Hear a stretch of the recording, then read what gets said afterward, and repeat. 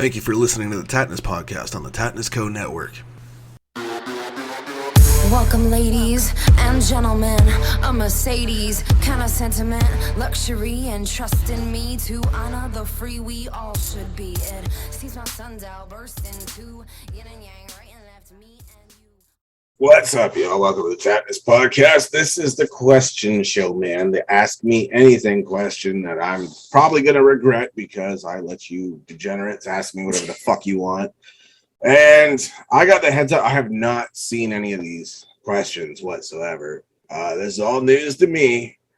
This is all sent in by you sexy beast listeners. And from what I'm told, just a heads up, some of you motherfuckers need Jesus, is what I'm hearing.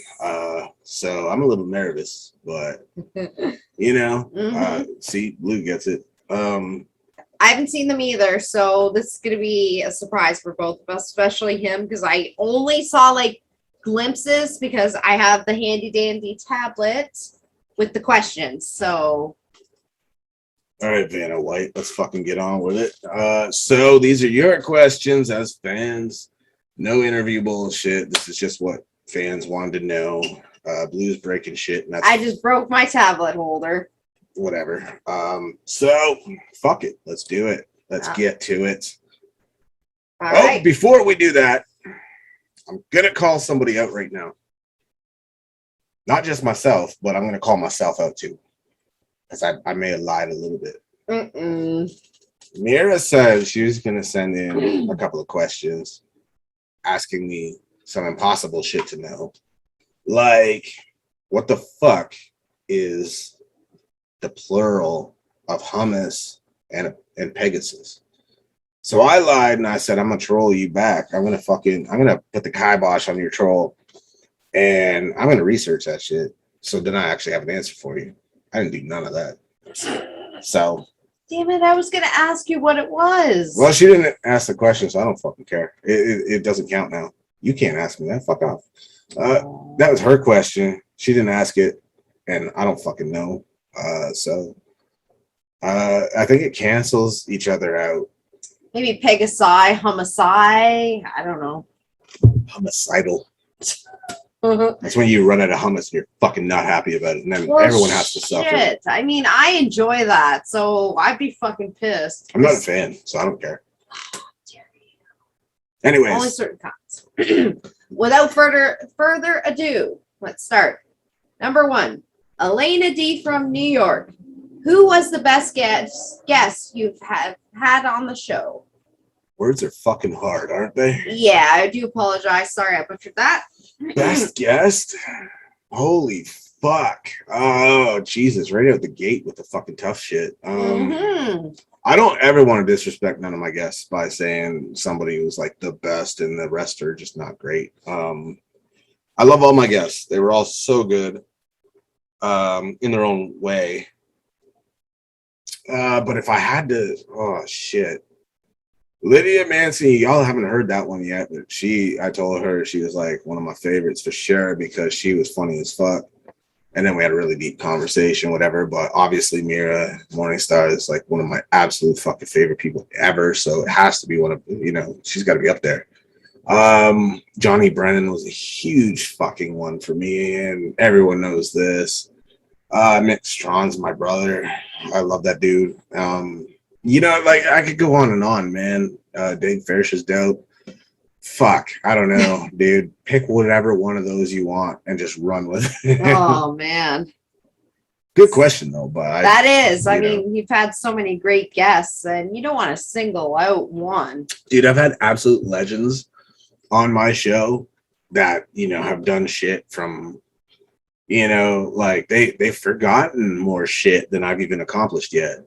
You know what I'm saying? So it's a little bit tough to kind of fucking single anybody out and pinpoint. Yeah. So I hope that answer doesn't disappoint you, but it's a tough one. Absolutely. All right. So we have Stacy Thompson from Chicago. Do you often remember the fans you've met at autograph signings and appearances? Fuck. You guys are not taking it easy on me tonight. I do it in as many cases as possible. I'm human. I've done so many of these things, man. Honestly, I'm not going to remember every single thing unless you come to me maybe and then like give me a situation that I might remember and it'll come back to me, sure. But like if we're talking someone came up to me, here, sign this and whatever, and that's what we're here for, and then they fucking leave, I'm probably not going to remember all that. But if we had some kind of like memorable interaction or something, deep or meaningful, yeah, if you refresh my memory, because I go to so many places, right?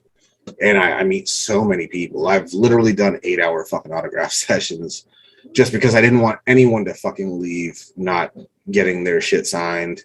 And I didn't want to rush people and not like New York was fucking barbaric. I was not going to leave and not sign everybody's shit and at least have a bit of a conversation with people. Mm-hmm. They stood in line for a long time. They deserve a bit of time and attention. That's just me. I didn't want anyone to feel disappointed.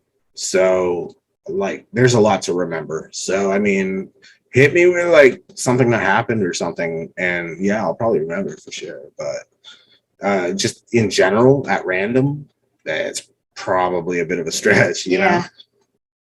Right. So Kevin Johns from Halifax, Nova Scotia. Oh, shit. Yeah. Would you ever return to MMA, even for one off fight? Big fan, by the way. Oh, thanks, brother. Fuck. You know what? I'm going to upset a lot of people here. Mainly people close to me. I've made it kind of known that there are a couple I'd find really difficult to turn down. There's a couple fights that I would find extremely tough to say no to. Not for money, not because of money, just out of mad respect for those fighters. So yes, I would fucking definitely, risk the melon for one or two more. But for like a long run, no, not like a comeback, like doing it to get it out of my system again. I don't want to be one of these legendary cats that come back in their 50s and are still doing it. That's fucking amazing for them, but I it's not for me, man. That was never the long-term goal because I got opportunities to do all this other cool shit. I just don't see a need. I'm unbeaten, and that's okay. If I was to finally have a decision against me or some shit, like you'd have to kill me to knock me the fuck out and like keep me down. But nah, not for a long-term thing, no. All right. Larissa Lexington from New York City. I met you at an autograph signing, and you were the sweetest celebrity I have ever met. Not a question, but thank you for hugging me and not making me feel weird for asking. Oh my God. I remember you. That was funny. I remember being a smartass, and I was actually told recently that there's a blog about that you posted, if it is you, that said, just that, and that you kind of felt like you embarrassed yourself by asking or whatever.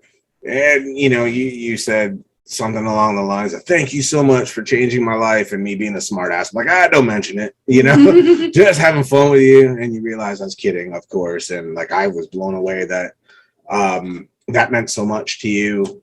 So, hey, I hope you're great. I hope your, career and everything that you've been trying to figure out at that time worked out for you.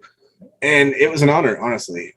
Thank you for being so kind and personal, because I don't think people get, like, when you come up to somebody to get them to sign stuff or whatever, we appreciate usually when it's a little less robotic and a little less formal. I get it. People get nervous. A lot of the time people probably think that, we don't like that kind of thing or whatever, but that's what we're there for.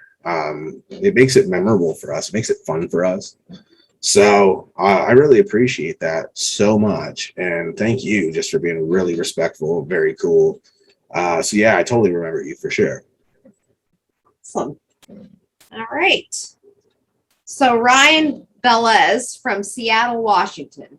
You're a total beast. Which horror movie killer would you like to play if you had your pick? Oh shit. Oh, damn it. That's a great question, dude. And thank you so much, by the way. I do try. I'm not sure I'm there yet, but I work on 265, 6'5". I mean, Freddy's out of the question for me. Obviously, as cool as that would be, everyone would hate my guts immediately because I'm not Robert, and I get it. See, this fuckhead would hate me immediately. But if you play Jason Voorhees, who's my favorite killer, I would not be mad at that. How biased. You see, this is what fans are like. You can't fucking please everybody. I would have to say Myers or Jason. Myers is my go-to because I love Halloween so much. I'm a fan of Friday the 13th as well, but Halloween for me is the go-to. So it'd be dope. But then again, I'm not Tyler Mane neither. I'm not fucking like 7'45" and like fucking. I know that's not a thing. Shut up. That's probably like 12 feet. But I get it. I'm not him, so like he ousts me in the height department. But then again, I think in the 2009 remake of Friday the 13th, that cat's got and Derek Mears has probably got a bit of height on me as well. But I got the size, man. So I think I don't know, either one of those, I'd be fucking stoked for sure. Just a side note, I'm not sure how tall Derek Mears is. He ain't short. That's for fucking sure. He's up there. All right, moving along here. We have Rob Matthews from San Jose, California. Mega fan. I heard news that you're co-star for a couple of movies. Is there a reason? Can you talk about? Also, your favorite co-star to date. Keep rocking, bro. Thanks, brother. I think. Did you read that right? Or that's how it's written. Okay, so I think what he means is that they were replaced. Because I get that question a bit. Because I was warned that question was coming. So because it was kind of like, do you really want to get into that? I will, yes. Crystal Lavero and I are no longer working together. And yes, there's a reason. But it's not anything to do with her as a person or anything like that. It was a management thing at the time. Her management and I didn't really mesh, and she's not with them anymore anyway. So best of luck to her and everything that she's doing. But just business stuff gets in the way sometimes, and so it became a thing where it was like, all right, this isn't going to work because of all the business bullshit. You live and learn as you go in this industry. But then I found a great replacement who I'm super stoked to work with. So there's that. So I honestly, truly wish Crystal the absolute best in her career. From what I hear, she's doing some cool stuff. So, I mean, all the power to her, and I hope she kills it. All right. So this one's from Alexis Radcliffe in Orlando, Florida. I love you. I just wanted to know if you had any really crazy obsessive fans. Thanks so much for the love, first of all. No, actually. Honestly, I know it's a boring fucking answer, and I'm sorry to give that to you. But thankfully, my fans have been super fucking respectful, and you get some people that are a little bit, up front, a little more than others, and that's okay. But disrespectful or crazy obsessive that you got to be worried, nothing yet. Which is probably a good sign, or maybe I'm not doing my job well enough. I don't know. I'm not envious of anyone that has those. Trust me. So that's not an invitation. Calm down. All right. So Tasha Hopkins from Brooklyn, New York. Who is your celebrity crush? P.S. I totally love you. Oh, again, thanks for the love. That's sweet as fuck. Celebrity crush. Jesus, how much time you got? That's terrible. But man, there's a few. I love Anna Kendrick. I think she's fucking just amazing. And, you know, no disrespect, maybe it's just the character she's played. She really reminds me of somebody, and it just fucking does it for me, man. Fucking Misha Tate. What's up, girl? I respect the fuck out of her, man. She's so great. She's such a badass. Congrats on the comeback. Super dope. So happy for her. Dana Lynn Bailey. Ooh, shit. Anyone that puts in that kind of work is impressive to me. Fuck, dude. I know my cousin would be super pissed because she had a lifetime of making fun of me for this. Not that she disrespected this person. It was just she would come up with some clever shit to say to piss me off. But for a big part of my life, Drew Barrymore was one. I thought she was just adorable.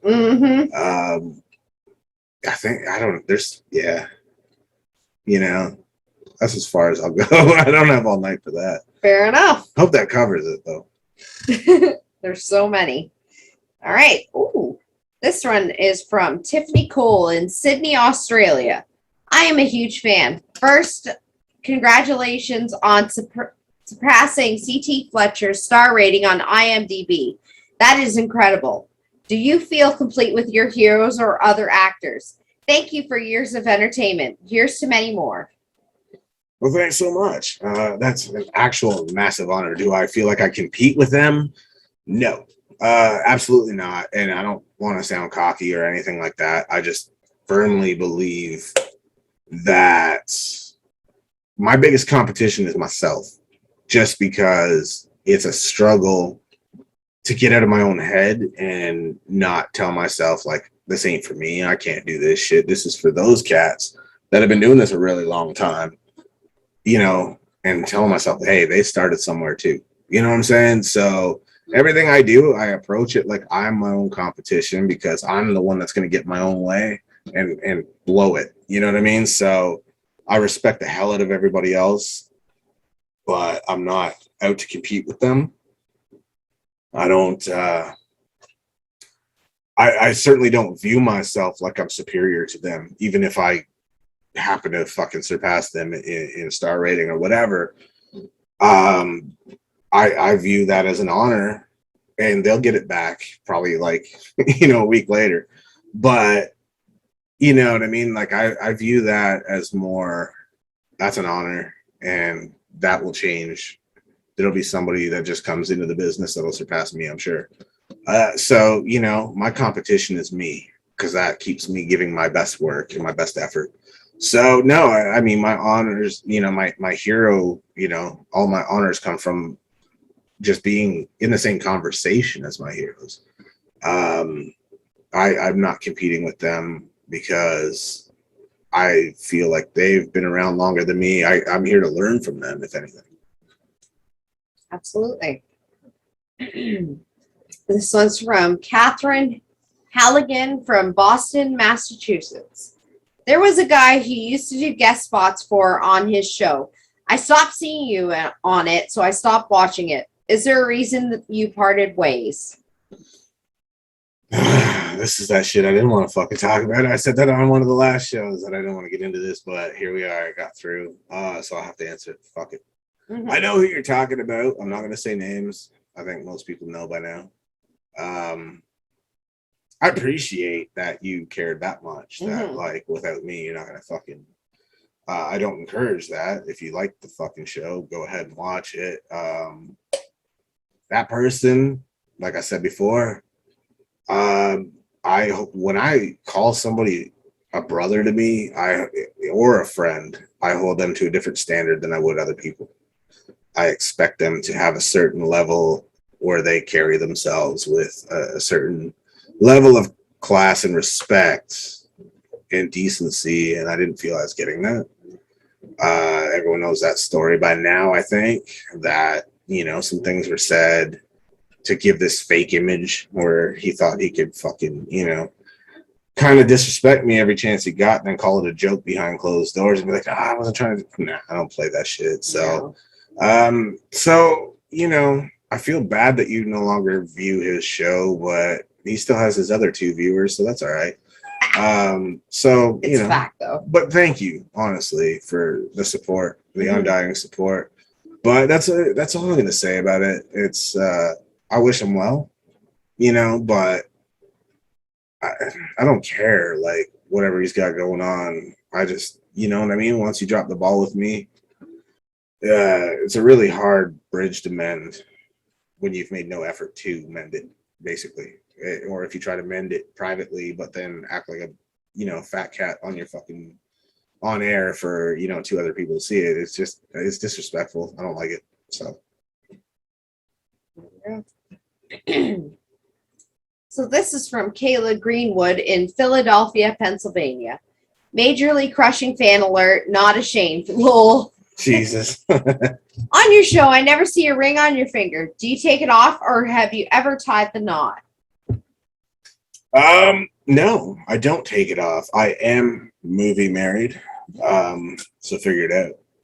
There you go. From Hardeep Singh in Dubai, India. Are you loving movies? Watching them or being in them? I'm going to assume you mean being in them. Yes, absolutely. If I didn't love watching them, I wouldn't want to be in them. So yeah, I'm going to assume you mean being in them. Yeah, actually, because it's so different from everything else that I've done. Yeah, it's actually really fun because you get to be creative. You get to be somebody totally different from who you are. And thanks so much, by the way, for the love from India. You guys have been so fucking supportive. And I hope things are getting better out there for you guys, honestly, because I know you guys have been really suffering with this COVID shit. So my best wishes to you guys. Thank you so much for the question. Yes, I love movies so far. I'm still new. I haven't done a whole ton, so maybe I'll get jaded on it in a bit. I don't know, but so far, all good. It's fun for sure. Good stuff. From Melanie McCarthy in Toronto, Ontario. What advice would you give an inspiring actress? Just go for it. Honestly, everybody starts somewhere, and just don't make the stupid mistakes that most people make. I got lucky when I was approached and everybody wanted to make me like immediately lead actor and shit. It's because of all the stuff that I'm known for today beforehand. Probably not the best move on their part, regardless, to be honest with you, because I'm not exactly sold that I'm that experienced, that it's, I would rather start from the ground up. But if they have that confidence in me, I will do my best. But yeah, just go for it. Fuck it. Nerves be damned, right? Just do it and learn and pick people's brains that have been doing it longer than you, and learn from them. Good advice. Best thing you could do. Good advice. Todd Humphreys from Indianapolis. You're a monster. How does someone get as big as you? Thanks, brother. Shit, I view myself as small a lot because I see myself all the time and people get really pissed about that.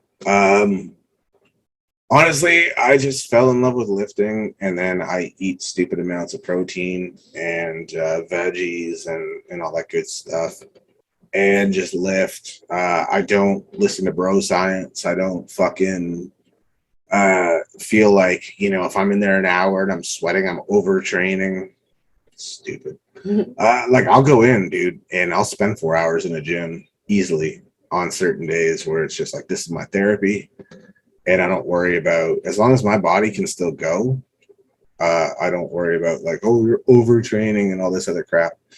And I just work my ass off because it's mentally, like, it's a release. It's, for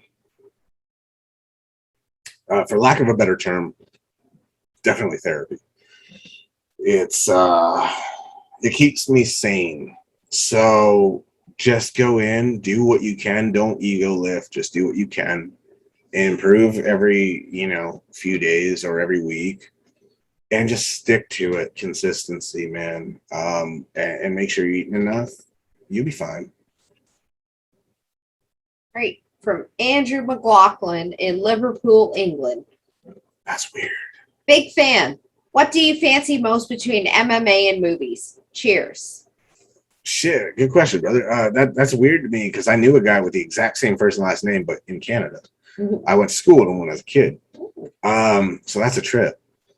Oh man, they both have their valid fucking points, but at least in movies, when I get punched in the face, it's not real.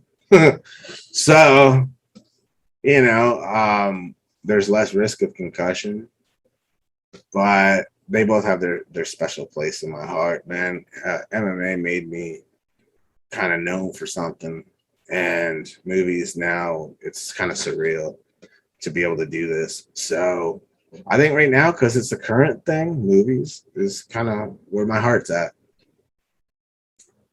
That's a good one. Justine Houston in Baltimore, Maryland. Can I just say you are gorgeous? Really? What would you say is your best feature, and what do the ladies say is your favorite of all your features? Jesus. I don't think I have one because I'm not that guy. I don't see what you see, but thank you.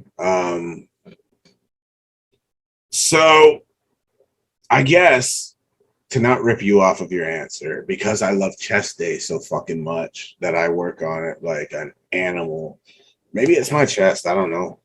Maybe that's a bullshit cop-out answer, but I don't know. If I love working on chest so much, maybe it's, not just the process I love. Maybe it's the result. I don't know.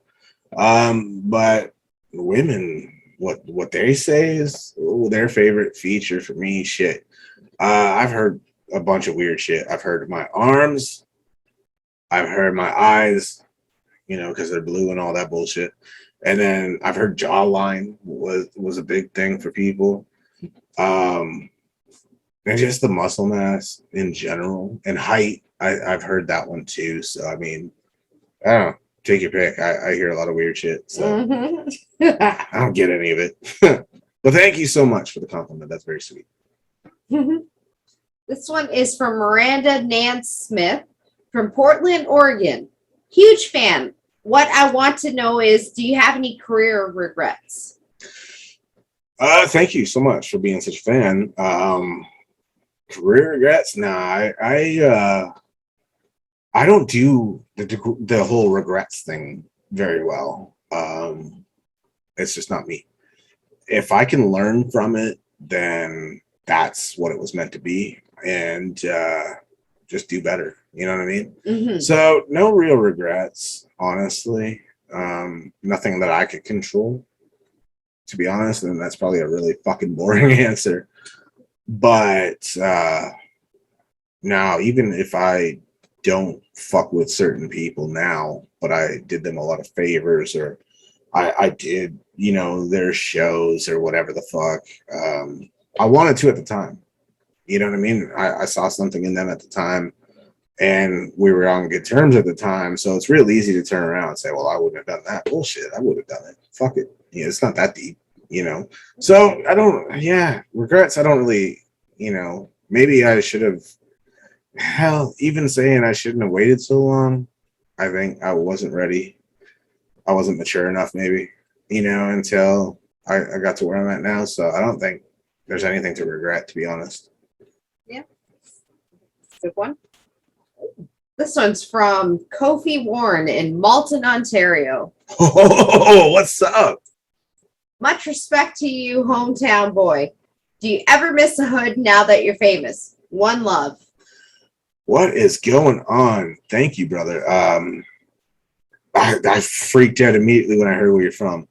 I don't know you, but I do know where I come from, man. It's a tight-knit fucking ghetto-ass little place that I love and I call home. Do I miss it? Yeah, every day. To a degree, sure.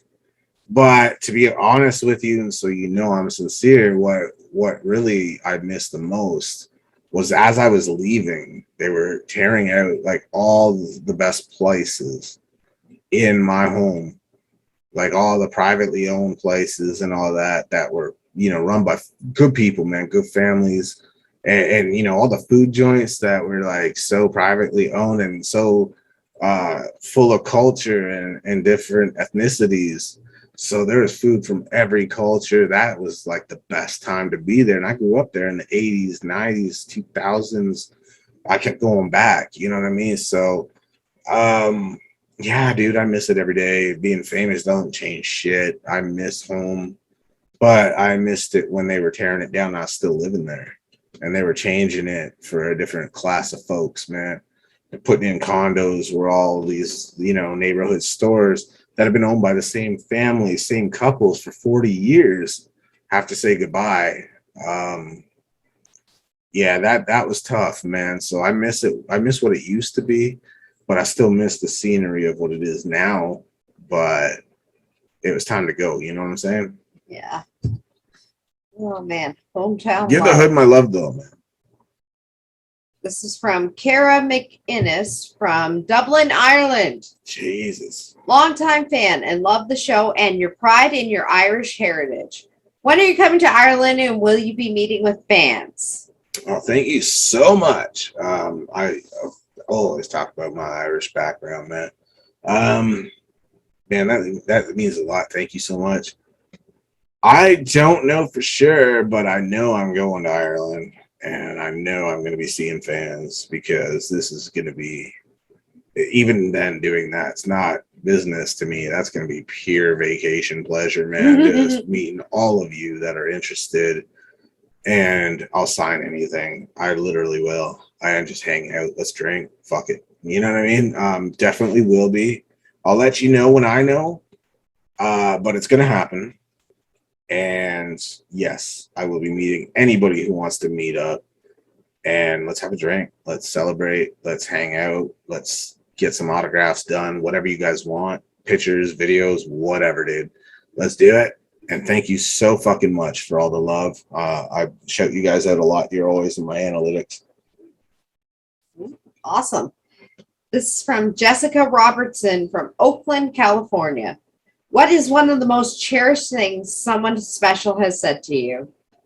This is going to be weird to you, but it definitely has to be fuck off, darling.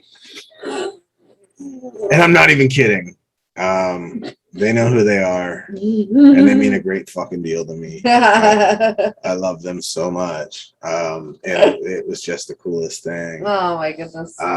So that's definitely one of them for sure. That's got to be it for me, I think. Oh man, that's awesome. I love that. Joseph Hagan from Bronx, New York. Hey Tattness, big fan. As huge as you are, do you get the steroid question a lot? And if so, how do you deal with it?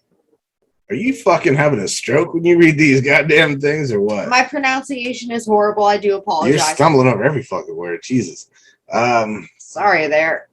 Fuck. Thanks, brother. First of all, I will get better help.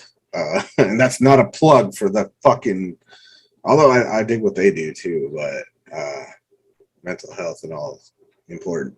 But that was not a plug for them. They're not my sponsor. But you can't get no fucking good help nowhere these days, I'm telling you. So I appreciate the support, brother, and the compliment. And yeah, you know what? I do get asked that. Hell, I just had a cat from high school that knew me as like super thin and was like, shit, you're fucking massive. I saw a picture of you somewhere. That's the internet, right? And I was like, dude, how'd you fucking do that? Is it hard work and like just busting your ass and, you know, fucking eating all the time? Or are you getting like testosterone shots, you know, replacement shots or whatever with a doctor, or, you know, fucking on juice or whatever? And like, there was no disrespect intended by it. He even laughed as he said it, because I think he knew the fucking answer. Mm-hmm. But yeah, I've had that question a few times in my life. And how do I handle it? I take it as a compliment, honestly. Anyone that knows me knows like the idea of steroids and all that other bullshit freaks me the fuck out, and I'm not interested. in changing my, I'm not playing God, bro. And I don't care what you believe in or don't believe in. I'm not going to change my genetic makeup just for what? A few good years of looking like a comic book character. I'll work for what I have. And if I don't have it, then I guess this is as good as it gets. And hopefully that's okay. But it gives me something to chase. You know what I mean? But I won't resort to all that other crap. It's not even on my radar. It's no. Because what people don't know is I watched the documentary on steroids and fucking as soon as you dabble with that bullshit once, you're gonna end up getting like test fucking shots, because your body stops producing testosterone. And that's something that's already, as you get older, is kind of an uphill battle. Why bring that on yourself permanently where you gotta go monthly and get shots and all that? It can't be good. No, that doesn't sound like a fun time. No, it's not for me. Nope. This is from Melissa Garrett in Dallas, Texas. Hi, I'm a huge fan. Sorry if this is too personal, but I found it out. But you just recently found your mom, and I was curious. Was that scary? Was it what you expected? Oh, it's not too personal at all. That's actually a really cool question. It was fucking stressful, for sure, because I didn't know what I was going into. I didn't have any information as to if she knew I was found and like that connection was being made by her choice or whatever. And then, of course, when I left her a voicemail, because that's what I got, she called me back. And I was like, hey, whatever. And she's like, I'm just asking how she was and whatever. And she's like, I'm good, who is this? And my heart sank because I'm like, she was not expecting this call. And I was like, your sister told me to call you because I found her recently, or we found each other through like Ancestry. And then you were found with, a private detective and that she hired and whatever, because she wanted to find her sister. And then she gave me your number and said that you want to hear from me. And she's like, so when I told her who I was, she lost her shit and was like, oh my God. And just explained that she never bailed. It was just, my old man took me and whatever and all that personal bullshit. So, yeah, it was really stressful because I didn't want to stir her shit up. It wasn't even a selfish thing for me. It was like rejection or whatever. I was so fucking... By this point, I never thought I'd ever meet her or talk to her or fucking whatever, 38 years, right? So it wasn't about me. It was actually my personal fucking go-to feelings were about her and not wanting to upset her if she didn't want to be found. So thankfully it was all really good. And then the coolest thing came from it is something I never thought in my life. She was like, I heard you're famous now and this and that. And I'm just so fucking proud of you. And, I never thought I'd hear those words, dude. Yeah. So that was the coolest thing. So, I mean, happy ending, right? Absolutely. This is from Rob H. from Davenport, Iowa. As a famous person and father, do you think your fame puts pressure on your children? That's a good one, actually. That's a great question. I honestly, dude, I hope not, because I'm a firm believer that your kids should always have their own identity. I never want my kids to feel like they got to follow in my footsteps or feel like if they do anything they choose to do, it's not living up to what I've done, because what I've done, that was my path to get me through an otherwise fucked up life. Awesome. Pardon the loud noises there. Lamar Nelson from Malton, Ontario. What up, Tattness? You've given us in the hood hope. What advice can you give on becoming famous? What's going on, bro? Another hometown boy. Keep your head up, bro. Never stop. Never stop grinding. Never stop taking risks and get the fuck out of any situation that's not beneficial to you, especially in the long run. And just never bet against yourself. Always bet on yourself. At the end of the day, you're the one that's got your own back. So get yourself out of there, man. Oh, absolutely. This one's from Amy Renfrew in Bristol, UK. If you love someone, is it hard for you to make changes or sacrifices for them?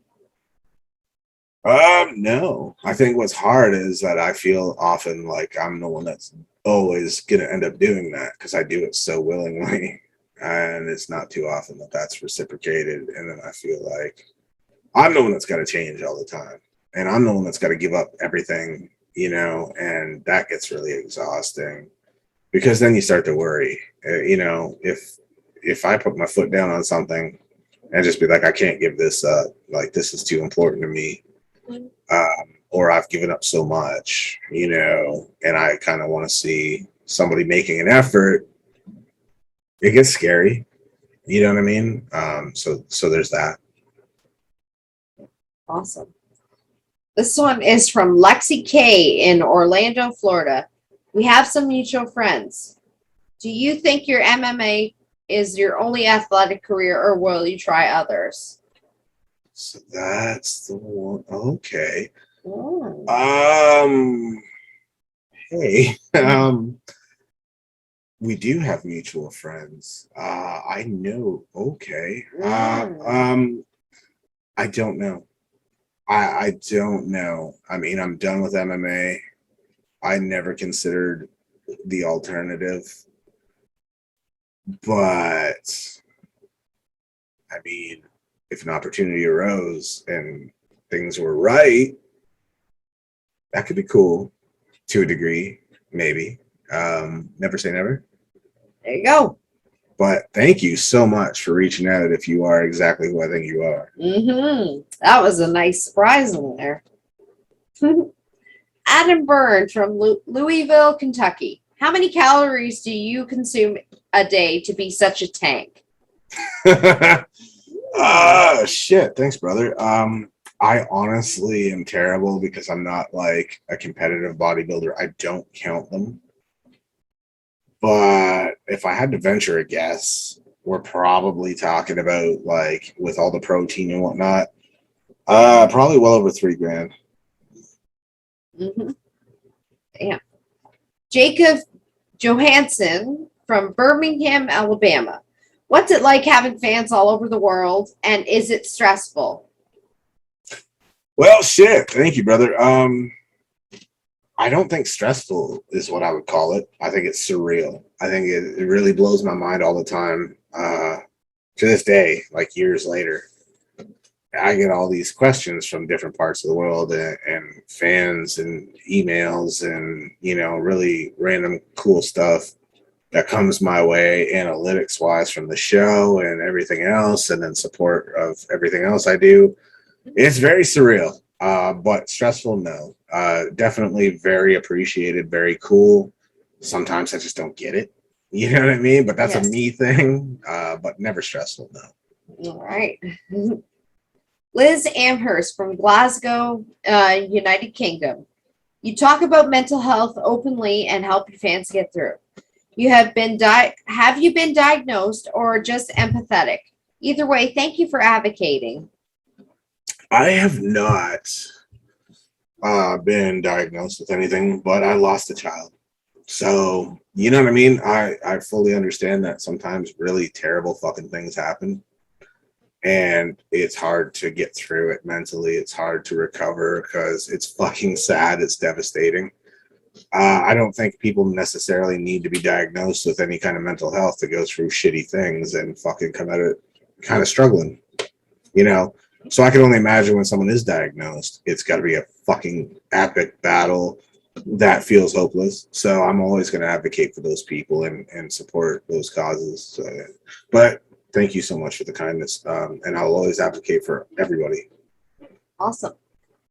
Becky J. Smith in San Diego, California. Hi, Tattness. I love you. What is the weirdest thing a fan has asked for or done? Weirdest thing you've gotten asked to sign? Well, shit. Thanks for the love. I love all my fans, so thank you. Shit. Weirdest thing that a fan has done? Fuck. That's a good question. I haven't had really like lunatic fans. I think maybe filming me without coming up to me and saying, "Hey, can I get a video or something?" was probably about as weird as it gets, to be honest. And weirdest thing that they asked me to sign was nothing too weird. Like, I'll sign a boob or something. You know what I mean? Like, that's pretty standard stuff sometimes. Not too weird. No. It's not Talladega Nights. I didn't sign a baby's forehead or anything. Oh yeah, don't do that. No. Nah, I wouldn't do that. But yeah. Alexis Van Garen in Detroit, Michigan. I want to succeed and become an actress, but my family and friends aren't very supportive of it. Any advice? fuck them. Honestly, simply put, I've never had any support from anybody when I wanted to do anything. Like, it could be as simple as just not be nothing. And I didn't have any fucking support. And here I am answering your questions because you're a fan. Figure it out. You know what I mean? You don't need support.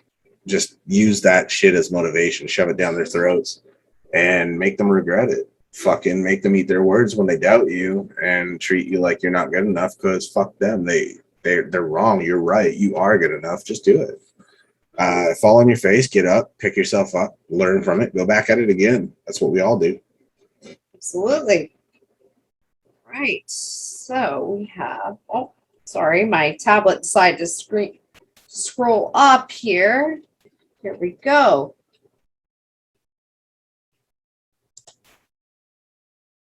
All right.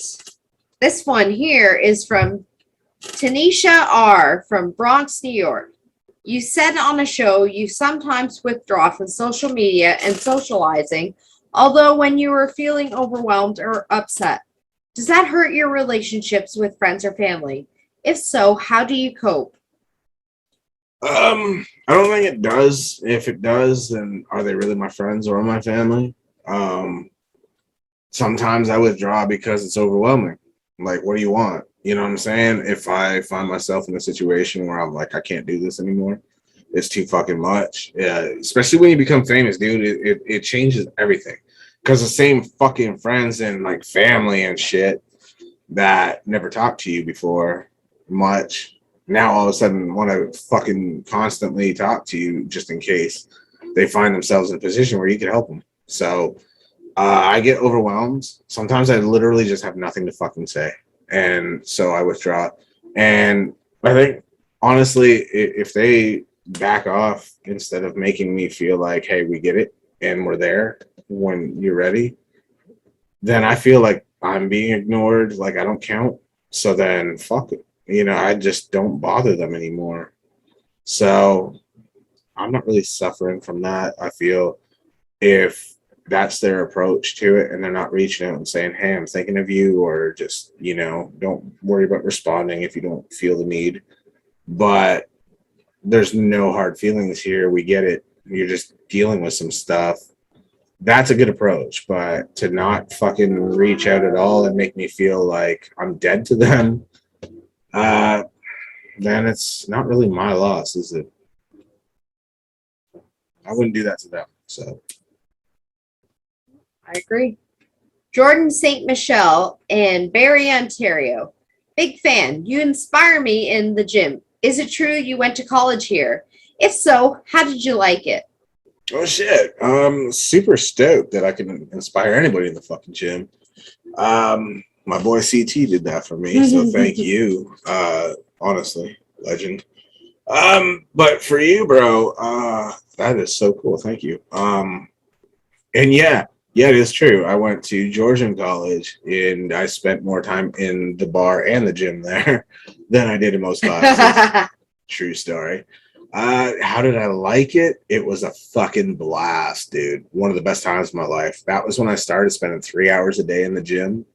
I quit smoking cigarettes and I was spending 3 hours a day in the gym, just becoming like fucking, you know, from 180 to like, you know, and I had so much fun because I saw results so quick and people were like, holy fuck, what happened to you? So it just kept me going. And I was also mentally training because I was going to the military. So I wanted to trade a bad habit for a good one. And I just got crazy with it. And then just going to the bar every day with like really cool fucking people I met in college And I was like 31 when I went. So it was such a blast, dude. Awesome. Miguel Vasquez, sorry if I said that wrong, from San Francisco, California. Who do you think is the hardest person to talk who you've worked with so far? You're at Morningstar, easy. Honestly, I'm not blowing smoke or anything. Like there's a chemistry there. I think the world of her. I love her to death. Yeah. I think anybody that wants to try to outdo what she's done thus far, and we haven't even been on set yet, it's going to be fucking huge, shoes to fill. Tough act to follow. And just in terms of how I feel with working with her, super confident, super fucking comfortable, and chemistry for days. Like we just have these ideas that just mesh, and on a personal level, we're just so close that yeah, good luck, to anybody, honestly. Definitely her, easy. Awesome. Andre Lake in Toronto, Ontario. Hey, Tattness, I saw you once said you used to be really thin, and now you're obviously a freak of nature. How did you make that transformation? Again, no one wants to hear this answer, but hard work. It just didn't feel like hard work because I was obsessed. I'm somebody, thankfully, that once I find something I really enjoy, I just don't know when to fucking stop until it's a problem. Sometimes that's a detriment, but working out was a good thing. Like I said, I was getting my mind off of smoking cigarettes. I quit that, and there's no way in hell I was going back. I'm going on like 9 years now, I think. So that's pretty dope. But the gym became something that made me feel better about everything. So I just didn't stop. It wasn't hard work. I looked forward to every bit of it just because it was so much fun to me. And then when you see results and you feel better about you, I ate a lot. The mistake I made was I didn't care about the kind of quality of calories. It was college. So beer, wings, pizza, all those pub foods, but protein as well. I like my breakfast, dude. Honestly, I would have a fucking yogurt with like berries and granola and fucking eggs and bison and all this other bullshit. And I would just go power through like a fucking 3-4 hour lift sesh. And then I would eat some more and I drank this stupid fucking protein that was like cement that just didn't sit well. I'm not going to say the company name because they'll fucking sue me until my ass is sore. But it sucked. Most people probably know. Not the move, but I was a beginner. There you go. Heather St. James in Ashburn, Virginia. Will you marry me? I'm kind of movie married at the moment, but thanks for the offer. That's dope of you. Appreciate it. Carly Smithson from St. Louis, Missouri. What was your favorite show to be a guest on? Oh, shit. Y'all gonna do that to me, huh? First thing that comes to mind, Chronicles of Podcast. Shout out to them. Absolute fucking blast, dude. Like, honestly. Check them out. Yes, please. And I'm not saying that because I know them now and we're friends and whatever. It literally was the show that blew my mind because they were kind of dealing with some shit. I'm not going to fucking say any more than that. But they made the best of that situation. And I literally, because of, the shit they were involved in, kind of had a bad experience. And I was like, I don't want to do this anymore. My agents were like, never again. Don't do fucking indie shows and blah, blah, blah, blah. And I was like, fuck, I do what I want. And when they asked me, they were so genuine and really cool people. They did nothing wrong. I was like, fuck it, I'll do it. Mm-hmm. I didn't expect to be as impressed as I was by their professionalism and shit like that. And just like, they were funny. They were on point. They knew their stuff. They hit some hard-hitting questions that were like respectful, and they genuinely wanted to know. They weren't looking for dirt. They were trying to understand, you know, trying to kind of get because they watched my documentary about my life and whatever that was made about my life. So I really respected that. It was really cool. So I would say them for sure. First thing, Nerd Cage Live, shout out to them. Fucking awesome. They were a blast. So shout out to them. Fucking great time. And Eliza Jane, man, being on TV and shit, doing that show was dope. Because that was like really fun because there's trivia stuff involved, and I suck large at that kind of thing. I did all right. They said I was really good actually for fucking first timer, and you're competing with people at home as well, so that was really fun. And I came in like 6th out of who knows how many, so that was really cool too. So I'd say those are my top 3. Nice.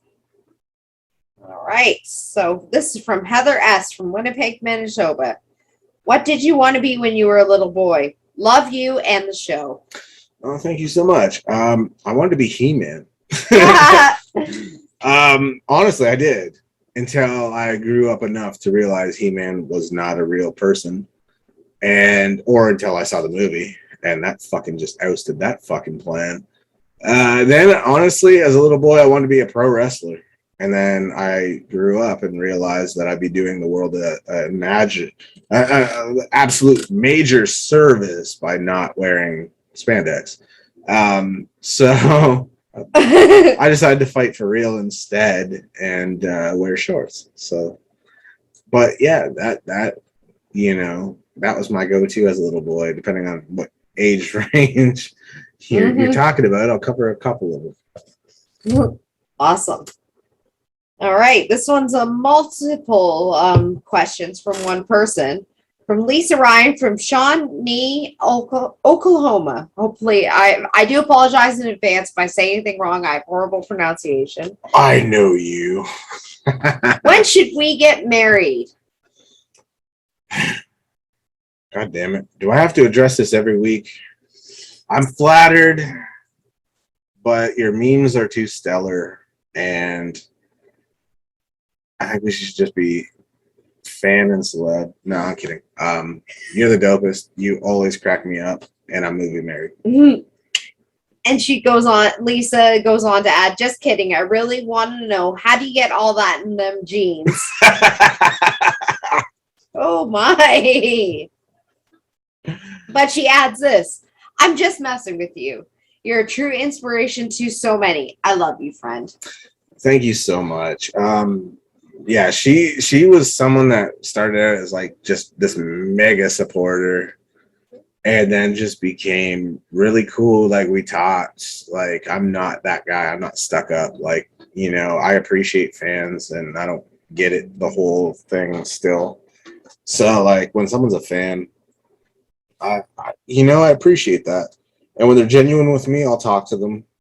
And we became friends, really. We haven't met or anything, but anytime I'm having a shitty fucking day, life happens.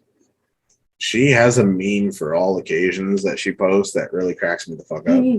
So yeah, she's my Facebook friend, man. A fan turned friend, really, that I haven't met yet, but one day I will, because I owe her like tons of hugs, I guess, and she'll hunt me down if I don't cash in. So, you know. Mm-hmm. She's gonna collect one way or the other. So you shouldn't have fucked around with that. You know, I can't. I have to, make sure she gets hers. But she's super cool. Like she asks shit like that to make me laugh, and it worked. I love that shit. Yeah, personally, she's great. Ooh, this one's from our friends from the Chronicles podcast. Oh shit! Speak of the devils. Jamie Westwood from Birmingham, United Kingdom. Here's a couple of questions for you, sir. Number 1, dream guest to have on your podcast. God damn, son. My brother. Dream guest. Holy shit. Fuck, this is a tough one because I know so many people that I could get them. It's just they're busy and fucking I talk to them all the time. It's not that interesting. Sorry. But dream guest. Fuck. Oh God. Jesus. I would say if I had to be put on the spot right now, obviously, Arnold Schwarzenegger, because he's fucking brilliant. Oh, I love Arnold. He's such a genius that I would love to just fucking sit down and just pick his brains. Just talk, you know. God, who doesn't love Arnold? All right, from Jamie, number 2. As you step into being in movies, who's your dream co-star? Mira Morningstar, which has already happened, so that's dope. But I don't want to rip you off. If you mean someone that's been doing it for time, shit, I got a few. Robert Englund. Just my childhood, man. I need that. Schwarzenegger, again, amazing. For pure genius. Unfortunately, I missed my boat, but Jack Nicholson would be fucking killer. Michael Keaton would be another one. And there's so many, but I'll leave it at that. I think that's a good, solid choice. It's all my childhood, really, when you get down to it. Batman, fucking Schwarzenegger, you know. Oh, this is the last one from Mr. Jamie Westwood. Are you ready for this? Probably not. Why are you so awesome and devilishly handsome? It appears Mr. Westwood has hit the crack pipe tonight, which I appreciate. But I love you, brother. Honestly, thank you so much for all the support, all the kindness, for having me on your show. And you guys were such pros. I always advocate for you guys. And for anyone that doesn't know, the movie that I'm working on, compared to you, Westwood, and his boy, Tom Stevens, will be in it. So there's that. We are setting that up. And they are fucking absolutely brilliant entertainers. So this was not like BFF things where like I knew them forever or whatever. I had the honor of being on their show and got to know them. And we just carried on from there. And they were super cool people. So absolute honor to know them. Brothers to me that I look forward to meeting. But they're so entertaining, dude. Check out their show. Check out their YouTube channel. And Chronicles of Podcast. It's fucking solid. Give it a like and subscribe. You won't regret it. Please do. Please do. You know, you will not regret it. All right. That was Mr. Westwood's questions. He had 3. Now we have Jennifer Hancock from Brampton, Ontario. Have you ever slept with fans? Too nightly because it's too fucking hot. But all right. I get what you're saying. I'm not going to cheat you. I get it. I know what you meant.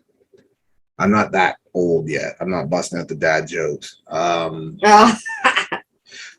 Honestly, I would like to think that the people that I've slept with since becoming famous at least were fans, sort of, kind of. So technically, yes. But what? I'll say that's a way to look at it. But if we're talking, do I go to autograph signings and then just pick somebody and just be like this is an 80s like hair metal band or some shit? I'm not that guy. You know, that's not me. That's not the reputation I want. Oh, well, there you go. I think that's fair shake. Brian James from Alston, Ontario. Holy shit. Oh, a lot of love from home. Fuck, that's a nice change. Out of all your celebrity friends, who do you have the best bond with? Oh, that's a tough one. I can't give you a solid answer on that because, and it's not a cop-out. Honestly, I shit you not. It's just, and of all of them, they all bring something different to the table. Every bond is like, there's my go-to if I need a big brother. There's my go-to if I need like, you know, a different type of advice. There's my go-to if I'm feeling like I'm not good enough for something. There's the motivator. There's the fucking person whose life is so similar to mine. I'm not going to say names. Majority of y'all know anyway. There's so many.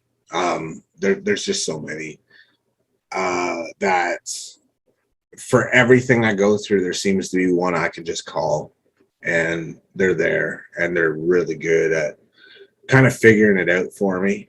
So I couldn't pick one. I could not discredit what any of them have done for me, to be honest with you.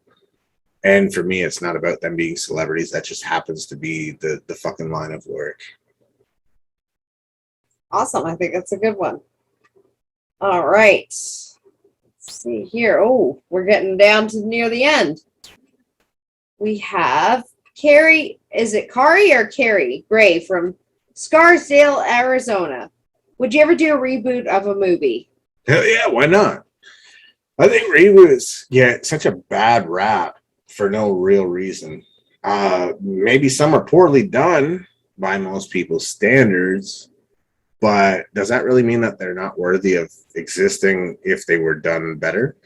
Because, I mean, like I said before, we talked about Dracula. Look how many different versions, like human beings are storytellers. So we're going to tell multiple versions of the same story. So yeah, I think if I think a script comes my way that looks stellar and it's a reboot, I'm doing it. Fuck it. You guys can hate on it all you want if you think it sucked, but just don't think it sucked because it's a reboot. Give it a chance. If I as a standalone, yeah, if I fucking absolutely like shit the bed on it or whatever, I'll take the criticism, but don't shit on the whole fucking concept. I think that's not fair. So yeah, I'd do it. I mean, what if someone came to me and said, "Hey, you want to play Myers?" I'm like, yeah. What am I going to say? No, because it's a reboot? exactly. Man, fuck that. Jeez. Kendra Ferris from Los Angeles, California. Hi, Tattness. I just want to say you're extremely attractive, and I love how respectful you are to your guests. How could someone become a guest on your show? That's an interesting one. Thanks so much for the compliment, by the way. I love all these, like, you're so attractive compliments that I'm getting as I sit here looking like a great value brand Bray Wyatt at the moment, wearing the same goddamn shirt I wore to the gym. So sweet of you guys, man. Honestly, how to become a fucking guest on my show? Interesting people, man. That's it.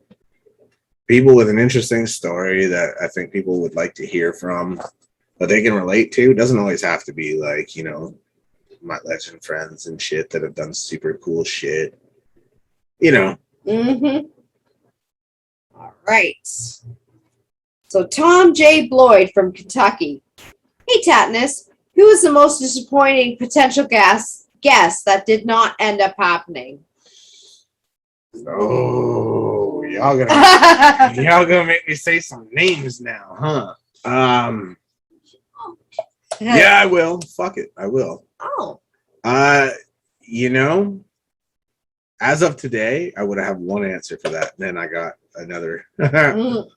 I'm gonna preface this though, because I love these cats, and I mean no disrespect, but when a guest expects me to pay for their appearance, when I've had absolute fucking legends on my show that I became friends with after the fact, it's not that we were friends first, and there was never any, it was out of respect for what I've done and out of respect for me that they did the show. I won't pay a fucking guest for their time. I'm promoting you. I'm letting you literally talk about anything. It could be your career, or maybe you're tired of talking about your fucking career. So do you want to talk about whatever the fuck you're interested in outside of your career? And that's great. I'm sure everybody here that has asked a question has seen that I'll bring someone on my show and we don't even talk about their fucking career because they're tired of it. They just want to be humans, man, and talk about what they are interested in outside of work. And every human has a right to do that. You guys get to go home from your 9 to 5 and talk about baseball or whatever the fuck you're into, right? Or play armchair athlete and talk about fucking, you know, what a bum some MMA fighter is or whatever the fuck, right? And that's your right. That's totally cool. These cats deserve the same. Just because music or movies or whatever is their passion, they have a right to be interested in other stuff and be able to talk about other stuff. But nobody that meets them wants to talk about other stuff. They want to talk about what they know them for, you know? Mm-hmm. So I offer that. And I respect their privacy. And I'm like, anything you don't want to talk about, just fucking don't bring it up. It's that simple. I'm not going to ask you about shit that's none of my fucking business and do the generic robotic Q&A bullshit. So we'll talk about whatever the fuck you want. And you can guide the conversation if you feel more comfortable. If you're one of those, like, we need to run by all the questions you're going to ask, whatever. So as much as I respect the cat, Ken Shamrock was someone I was close to getting on the show. Then his people stepped in and fucking were like, here's a form to fill out. And they want to know what your budget is for the show because they're obviously looking to get paid. I'm like, nah, we're done here. Mm-hmm. I don't pay guests, period. They do it out of respect for me, or maybe I haven't earned their respect enough, or, you know, fucking whatever. Then I'll come back to it. No disrespect to them. They're legends. And I still admire them. I'm a fan. It's just, when they ask to be paid for it, especially when it's like atrocious amounts of money, it doesn't work for me. I've had absolute fucking mega legends that exceed like decades and generations of people that have done my shit out of respect for me because they respect what I've done. I'm not going to fucking, you know, throw some money at somebody. I get it. They got bills to pay and shit. That's great. And I understand that. But not on my watch, man. Like, not in my experience. That's not an avenue I go to because I would rather know I earn their respect that they just want to be a guest. So if that helps, yeah, that's one name. I think that's a good answer. This is from Eric Bradley in Battle Creek, Michigan. Is it true you're doing a Splatterhouse movie? I'm an even bigger fan of yours now. It is true. Thank you, bro. It is true. If you check out my IMDb, you'll see it. That's all me. I'm doing it. And Mira Morningstar is a co-star in that as well. So we are going to get messy. Yes. Awesome. All right. Danielle Hall of Edmonton, Alberta. What do you look for in a romantic relationship? Ooh. Jesus. They want to know everything, don't they? Honestly, I think what most people do, your best friend, I guess, in a way. Mm-hmm. Someone that even if you feel vulnerable in a certain situation, you can talk to them and not worry that it's going to be held against you or twisted in some way. You know, to sell the movie, fucking short, pink hair, British accent. You know, I mean, who can complain about that? Jesus. Heck no. I mean, you know, Santa, if you're listening. I mean, it's August, so you got some time to behave, so. Well, that's never going to happen, but he's got time to get it through his fucking fat ass. Just Get me, Santa. bring me what I want. So, Ryan O'Reilly of Belfast, Ireland. Have you ever had a legitimate heat with any of your MMA opponents? Boring answer, but no, actually. I've always respected everybody that I've been against. Really tough competitors and really cool people. So there's never been bad blood. I know that that's not, you know, as juicy as people would like to hear, but being honest. Mm-hmm. Nothing wrong with that. So Jessica Elliott of Colorado Springs. What is Skeletor like in real life? Lol. Seriously, man, you are a beast. That's funny. That sounds like a mirror question, to be honest. But here's the thing. And now I'm going to answer that other cat's question all over again. I'd love to tell you what the fuck or show you what Skeletor is really like in person. But I just found out that Alan Oppenheimer fucking has a $750 fee for 45 minutes of his fucking time. And I was like, that devastated me. That's a big part of my childhood. And I really wanted the voice of Skeletor to be a guest. But I can't justify that when I've had cast that played Woodstock 99, cast that fucking worked with Rob Zombie, cast that played for Pink Floyd, cast that fucking were fucking, responsible for the PR of like everyone from Prince to Michael Jackson. To pay this cat that much money, no, I'm sorry, I can't. So I'd love to bring to you what Skeletor is really like, but that price tag came from his people. No disrespect, he's a legend, still a huge part of my childhood, absolute fucking hero. But I just, again, one day maybe I'll earn his respect. He'll want to do it for fucking free because he respects me. But today ain't the day. So All right, let's take a pause for the cause here for a second and pay some bills and talk about our sponsors.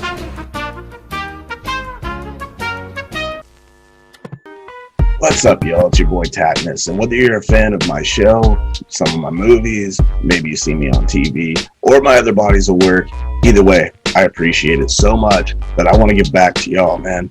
I want to give you something in return for all your years of support. I want to help you trim your bush. I mean, not me personally, but like me and help from my friends. That's not making this better, is it? What I mean is, I want to give you a promo code to save money on the equipment to trim your bush. You believe me, right? Okay, moving on. Look, man, I get it. I'm just like you. There's nothing that makes me more nervous than the idea of taking some sharp objects near Stiff Willie and his backup singer's ball and scrotes. But thanks to Smooth My Balls, you don't have to worry anymore. You don't have to be sweating profusely and looking like the typical bomb diffuser from every action movie ever who forgot whether or not you cut the red or the green wire. Instead, you can grab yourself the turf chopper and you can mow that lawn with the confidence of a veteran landscaper on the back of the John Deere. We're all bros here, so I'm going to give it to you straight. The 70s are over, and with that died the trend of the big bush.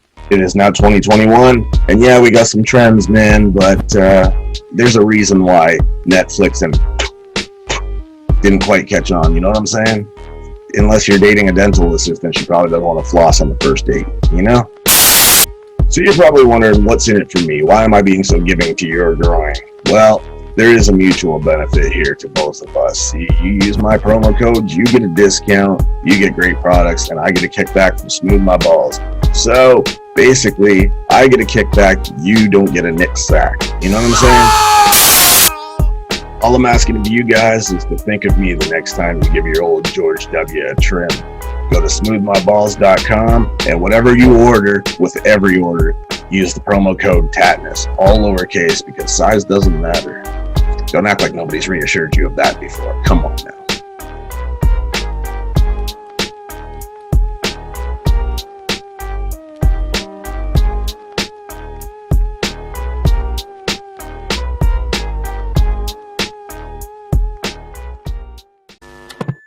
all right, you miserable dicks. We're back, and it got really late. There were so many fucking questions, so this dickhead started fucking dozing off. Sorry. So we decided to pick it up again today, and then some fucking ambulance decided to drive by and create a ruckus. So what are you gonna do? Someone decided my show was so fucking unimportant to them they would drop dead fucking during. I'm kidding. I hope everybody's okay. Anyways, bring on the questions if anyone's listening anymore, because they're probably mad as hell. Oh boy. I'm sorry, everyone. Everyone's so sensitive. I just offended like everyone. Oh boy. See what I'm talking about? Oh dear. This is that shit. This is what I talk about. When it gets so hot in the studio, you open your goddamn window, and this is what you get. Learn to like it. Or else, I'll be Mira and I'll just roast in a goddamn fucking oven of a studio, and that's not good for anyone. No. All right, you guys good out there? That's her territory. I'm not fucking stepping on her toes. Okay. This one is from Crystal Grant in Mountain View, California. What is the biggest turnoff for you? By the way, I love you. Oh, Jesus Christ. Thank you. I love y'all. So, biggest turnoff, honestly, ego. That's a big one. People with no self-respect, like throwing themselves at you and then assuming that you'd be interested because they threw themselves at you, like it's a guaranteed thing, is kind of fucked up. And just not being sensitive to people and not understanding, like, you know, maybe you don't understand their feelings or whatever, but they're valid too. And maybe that's a you thing. That's not, you know, or maybe they need to figure it out and learn how to express themselves better or whatever. But I think at the end of the day, we all kind of feel the same way, if that makes sense. Yep. Okay, so this one is from, sorry, I'm just going to wait for this to go by. I swear EMS is being very rude today. Everybody decides to have their emergency when I'm trying to do shit. Okay. They'd rather kill themselves than listen to my show is what's going on. I'm kidding. Jesus. Moving on. That was dark, though. This one's from Sarah Preston in Lexington, Kentucky. What is the weirdest thing you have heard about yourself on the internet? Oh my God. Jesus. I just talked about this with Mira and I haven't released that show yet because I want to give everybody a break because we talk a lot. And I've thought it might be a bit soon, but to be finding out on the internet that allegedly I was in some kind of like fucking physical relationship with an actress I haven't even been in the same room with before. I don't know her. I'm not gonna say her name here. I already did on the other show. Mm-hmm. But she seems like a cool person and I like her work and whatever. I didn't even know who the fuck she was until someone told me who the fuck. I think you told me who she was and like what she did work wise. I kind of don't remember that. I'll have to review that show. Are you gonna make me say the fucking name? No. No, I'm doing it now. Okay. No, Bella Thorne. Oh yes. And I was like, I don't even know who that is. Yes, like, I remember. And I told you she's on The Babysitter. Yeah, I love that movie. The two of them. It's a great movie. Yeah, they were both super dope. Was it both? I remember she was in the second one. Yeah, they're both. And I was like, oh, her, like that was a great fucking flick, dude. Both of them. But and no disrespect again to her, but it's like I don't even know her, dude.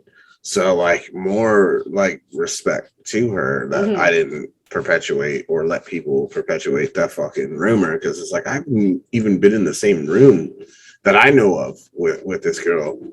So I don't know where people got that from. You know what I mean? Like maybe it's rumors of things that did happen and y'all got the wrong person or something. That happens. There's a few that, you know, I've been asked about that's true. That's not one. So, you know what I'm saying? Can we get over that whole thing with like, oh, celebrity. So you hooked up with another celebrity. So now we care. Like, dude, when I was nobody, if I went to a bar and I fucking took somebody home, who would give a shit? You know what I mean? So why is it different now? It's so weird. I don't like it. It's fucked up. It's a little invasive. How's that news? You know? I don't know. This one is from Michelle Carlson from Fresno, California. What has the transition from fighter to actor been like? And what have you learned? Man, it's been fun. It's been a learning experience for sure. And what I learned essentially is what not to do, if that makes sense. I learned that from other people that claim to be like legends, the last thing you want to do in this industry is exactly what they did. Don't put yourself on IMDb as in like, you know, fucking uncredited this and uncredited that. It's not a good look. Makes people fucking mad as hell. Directors, producers, shit like that, scout talents and, you know, talent scouts, everything, like they don't like that shit. So you want to give yourself like 6 billion credits because you you were fucking, you know, a character that was in something, but nobody knows who the fuck you were because your background, like you were a $50 extra kind of deal. Don't do that dumb shit. Thankfully, I was also put in a position because of who the fuck I am and what I've done in my life. Right at the gate, I was offered like lead roles and shit. And, you know, I earned my stripes to a degree, not even close. I still have a lot to learn. I still have to earn some shit, but I was a victim in Terror Tunes 4, which is dope. Love it. So that's fun. Like, you know, I just a victim. But that's cool.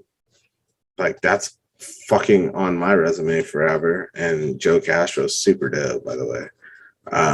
That dude makes crazy ass monsters. Like I'm an art guy, and what he does blows my fucking mind. I do it with paint or markers or drawing or whatever, but he does it with like sculpting shit. It's super fucking nuts. It's quite amazing, his talent, actually. And his horror collection makes mine look like ass because he's got like a Jason mask signed by everybody involved in that movie, and I'm like, that's a collector piece I want. He's not looking. You know, but that's why he won't let me come to his house. Shout out to Joe Castro. I love that guy. But you know, just don't do that kind of shit is what I learned. You can be like, well, I was in John Wick. Well, so was Wallpaper, motherfucker. And who the fuck stood out more? You were the goddamn tacky wallpaper. Fuck off. Don't credit yourself. Well, and you know who I'm talking about, but I'm not going to say that motherfucker's name. That's water under the bridge, sort of, kind of. I'm still taking digs, but well deserved. Fuck that. It's stupid. Don't do it, you know? Mm-hmm. So this one comes from Laura Bryant from Pittsburgh, Pennsylvania. Holy shit, another one. I knew someone in grade school with that exact name, but in Ontario and Brampton, so. Probably not the same person. Certainly not, no. Small world. Mm-hmm. Is it hard to talk about your son on shows? I couldn't imagine losing a child, and my heart goes out to you. Much love and healing energy. Thank you. Here's the thing with that. It's not hard to talk about it on shows as much as actually, as weird as it may sound, as it is to talk about with people on a one-on-one basis.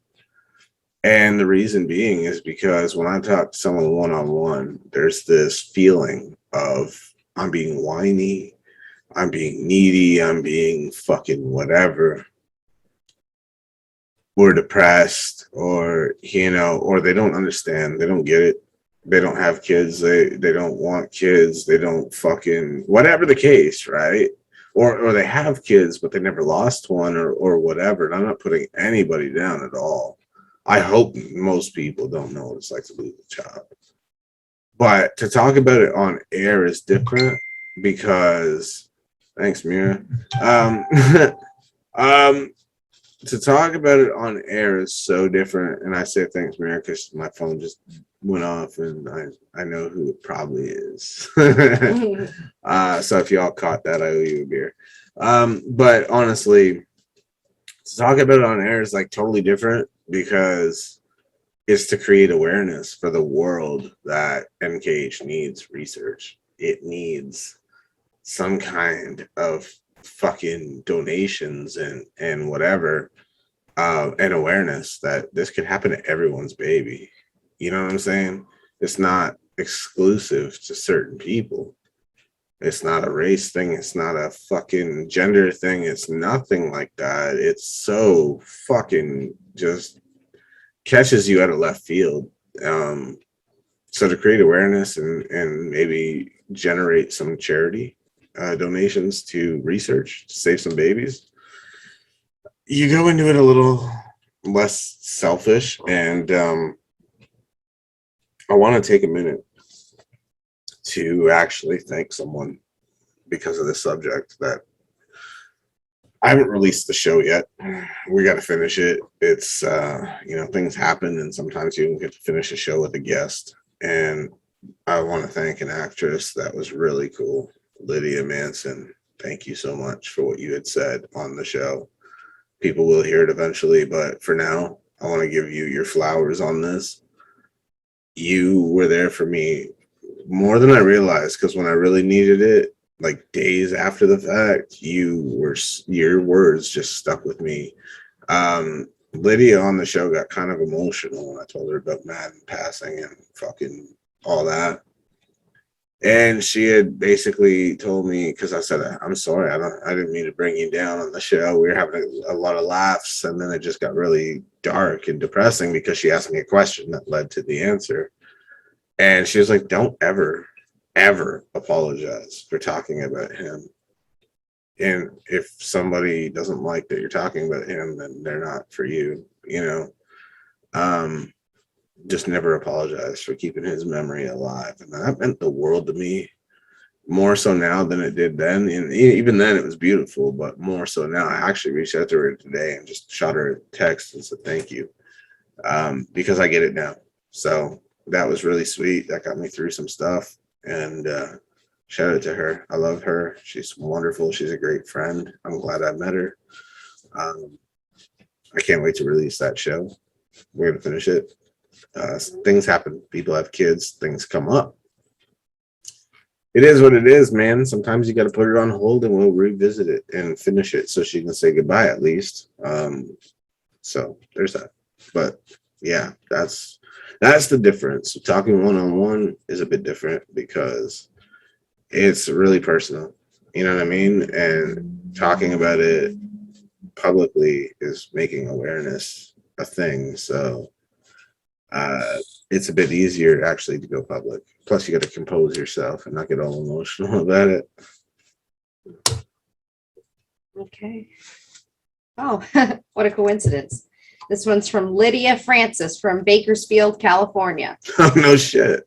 How has fame changed things for you? Is it worth it?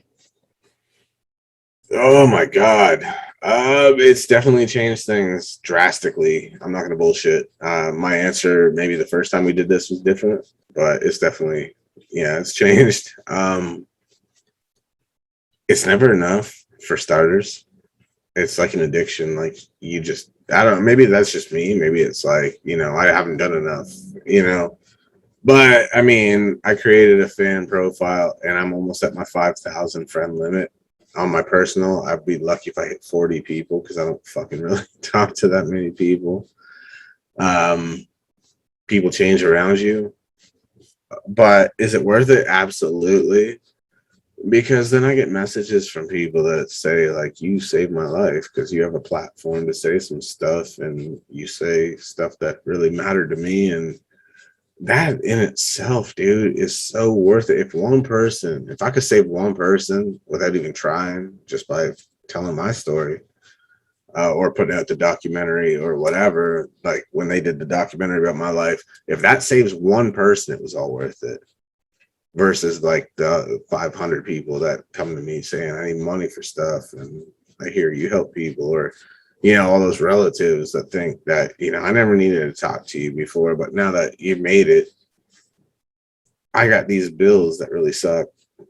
You know what I mean? All that's worth it, honestly. If I could save a stranger and never have, you know, like, I love when my fans have access to me and shit, but I also kind of love that you're kind of unreachable sometimes. Because then they can't thank you for stuff that you did, because I don't want to be thanked.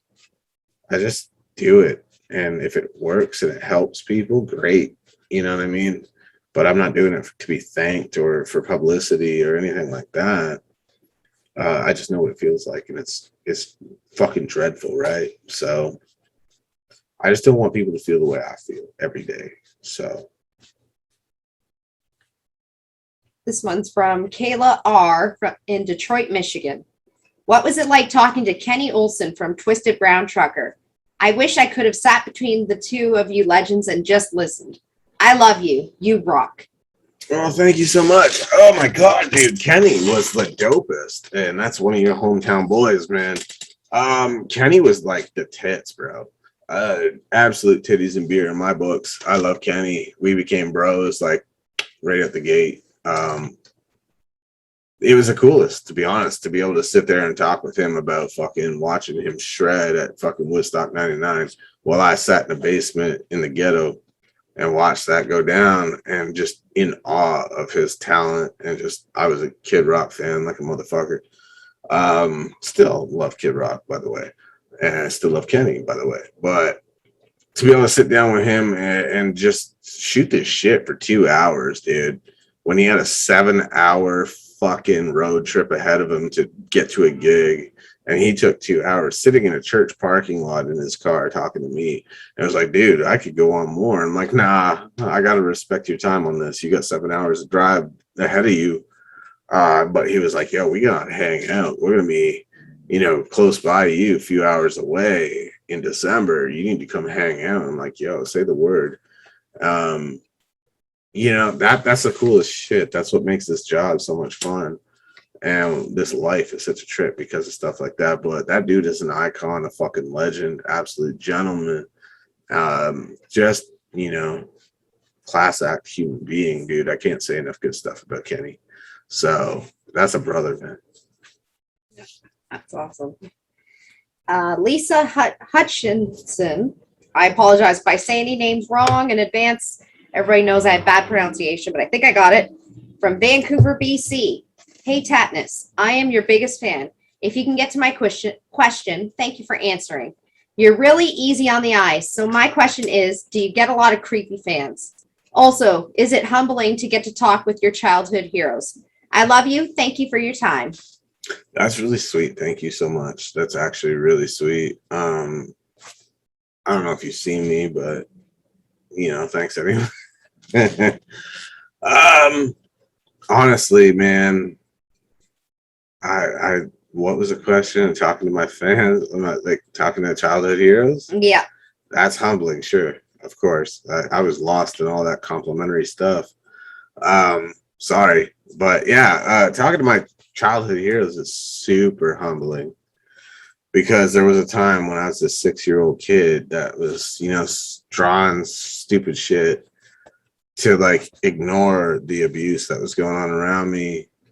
And then I'd watch shit come on TV that promoted like Nightmare on Elm Street and stuff like that. And I used to, the odd time that my old man actually gave a fuck about me, or he was in like a good mood, would come to my room and be like, see that I'm awake still, and be like, you want to come watch this show with me? And it was Freddy's Nightmares, which was a Nightmare on Elm Street like spin-off TV show. And I was like, hell yeah, dude. I was obsessed with Freddy, even though that motherfucker like freaked me the fuck out. I was like drawn to the fact that he made me feel the way I did. So I'd watch that shit like no one's business. And now I'm really tight friends with someone that worked on the set of that, plus the movies. That's humbling as fuck. Mick Strawn, love you, brother. Crazy, he helped write like fucking parts of Nightmare on Elm Street 4 and whatever. And all these fucking people back in, what was it, 2006 or 7? 2007, I went to see fucking Rob Zombie's Halloween, and I watched Dave Ferris as a child do his thing, and I was like, dude, that's gnarly, because as a kid, next thing you know, I'm friends with him, he's on my fucking show. You know what I mean? Like, life is crazy like that. So it's certainly humbling, absolutely. Not that I have like some massive ego, but it's just a trip to fucking think that I get to do this. You know what I mean? So then I feel like if I can do this shit with the start that I had, there's no reason y'all can't do it. So absolutely. Chantel Burke from Kingston, Ontario. Hi, Tattness, longtime fan. Just wondering, what is your wildest road story? I'm not sure I can say that on the air, even though this is uncensored. I mean, we try to keep it somewhat, PG-ish. No, we don't. Honestly, though, I don't think it's what people expect. I think the weirdest fucking scenario I found myself in was when security, I showed up for an autograph signing. I think it was New York, a certain part of New York. I'm not going to say what, but I'm not going to say the business either because I'm not that guy. This was a misunderstanding of sorts. But security basically thought my credentials were fabricated and didn't think that I was who I was and didn't let me into the building for the first 10 minutes of the signing. So I was late because they were too good at their job, I guess. So that was weird. And I was like, is this real life right now? So that was pretty fucking crazy. I know it's not what you're looking for. You're probably looking for some crazy ass like sex story or something. It's not me. I don't tell stuff. You don't kiss and tell. I also don't do all that really crazy shit. I mean, if I'm in a relationship with somebody that's into that, cool. But I'm not that road guy that just goes out and just fucking. What am I, like White Snake, for Christ's sake? Like, no. Oh my goodness. Angelique Houston from Boardman, Oregon. What is the worst part of being a celebrity? Oh shit. Now I'm gonna sound ungrateful if I answer that. I'm a really private dude. So I think it's kind of a double-edged sword for me. It's kind of like if I don't make a lot of stuff public, my private life people think that I'm ashamed of them. And if I make too much stuff public, then fans feel like they're entitled to know everything, And I'm a really private person. I've always been that way. I've been an introvert. I'm fucking private. If my neighbors, when I was a kid, came to my door and were like, what do you mean you can't come out and play hockey or whatever? Why not? Am I going to tell them I'm busy eating a fucking peanut butter sandwich and I just don't feel like it? No. Fuck off, I'm busy. It's not that deep. It's not like I'm making fucking nuclear missiles in my basement. It's just I don't fucking feel the need to tell everybody every little thing. Well, sometimes it's nobody's damn business. But then seeing weird shit on the internet about yourself is kind of entertaining, and at times it's kind of like, well, really, why? This is weird. So there's that. I think that's I don't think that's a downside though, but yeah, I think what I said, I'm a private dude, and maybe finding that balance where I'm not upsetting my personal life people that mean everything to me, and then upsetting the fans too and not letting them in enough. You got to find a weird balance, Oh, absolutely. Haley Kennedy from Collingwood, Ontario. Hey, Tattness, what's your favorite sexual position? Holy shit, I can't answer that. My mom might be listening.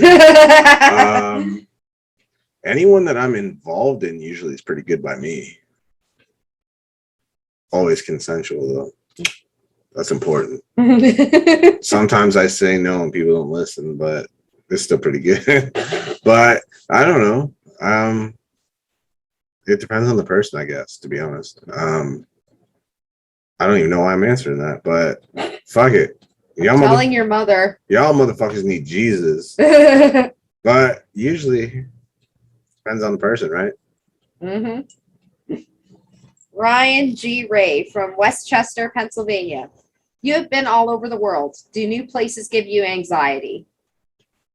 Oh, shit. If you know anything about me, I probably moved all over the fucking country I live in just at the drop of a hat because I've always been like, I don't know, maybe it's the Irish in me. I mean, I'm like some gypsy fucking cunt. But I've always moved all over the fucking place, just kind of trying to chase home. You know what I mean? And I spent a lot of time on the road, so I really cherish it. What I don't love about the road is like not getting time to actually see stuff and get to know people. I'm somebody who handpicks my family based on people I meet. So it would be nice to have a little more time to do that. But I got fam in New York and shit like that and other places, which is great. I get a little bit maybe anxiety of just not knowing my way around. I'm always worried I'm going to be late for something. But otherwise, I kind of make myself at home. I'm that obnoxious prick you know, that people probably don't want to deal with, don't want in their city, but I'm just there. It's all good. I figured it out. All right. So Crystal Reyes from Phoenix, Arizona. Are you one of those guys who likes huge boobs? Asking for a friend, of course. Here we go again. You bunch of Another fucking one. you Another one. degenerate perverts. Actually, anyone that knows me knows I'm the opposite. Why does everyone hate on the small ass titties, bro? I don't get it. I don't get it. I like smaller. Sorry. I don't view it as like the bigger the better. And like if they could crush your fucking head like a walnut, that's hot. Nah. We gotta give them smaller jugs some love too, you know? So I don't know why I'm answering this shit, but fuck it. You're answering for her friend, okay? Hope that helps, Crystal. Your friend, of course. Hope it helps your friend. That's what I meant, dear. All right. So this one. Ooh, hometown. Stacey Andrews from Malton, Ontario. Jesus. You probably don't remember because it feels like forever ago, and you're famous now, but you dated my sister in high school. I just want to say we're both so proud of you for all that you have done, and thank you for being so good to my sister and I. We hope to see you at a meet and greet one day. God damn. There's a name I haven't heard in a minute. Holy fuck, your sister's Crystal. Yes. Wow, thank you. I've not forgotten y'all. I feel like that may be something carried over from the first one. I'm not sure. Sometimes things get messed up, and if this was on the first Ask Me Anything, then sorry. But otherwise, if it's new, great. There was a process to kind of have my assistant sift through everything, like no repeats and whatever, but also try to fit in some stuff that was asked the first time that didn't quite make it through because we only had so much time. But I feel like, goddamn, that's a name I haven't heard in a minute. And thank you so much. And hell, if I ever find myself in the area, let's meet up. I need them hugs, man. I love y'all still. I never forgot you. You guys are like my best friends, man. I still have love for you. Thank you so much for the kind words. And I'm gonna have my assistant maybe send you a documentary or something, or fucking, you know, or contact info or something, so we could kind of reconnect, because that's really fucking cool. Another one from hometown area, not from Malton. Shayla T from Toronto, Ontario. Is it true what they say about big feet? That shoe shopping's a bitch? You're absolutely fucking right. It is. Yes, it is. It sucks, and I don't want to do it. Oh my god.